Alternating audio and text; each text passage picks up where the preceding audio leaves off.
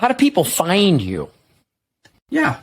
Well, we're at collectorpartexchange.com. So go check us out there. That's the first place. But when you're on there and you check us out, set up an account, or you can sign up for our email, and we send out a weekly newsletter. And I don't know, they're pretty fun. Basically, it's a lot of me talking about places that I've been in the last week, or riffing on how stupid some things are. Sometimes I rant, sometimes it's a travel log, sometimes it's a personal story from my history.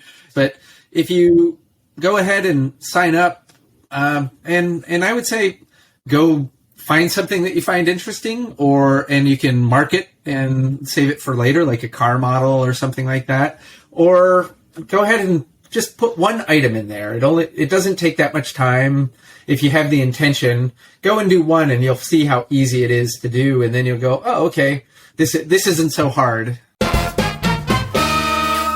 This has been Jeff Stearns, Connected Through Cars.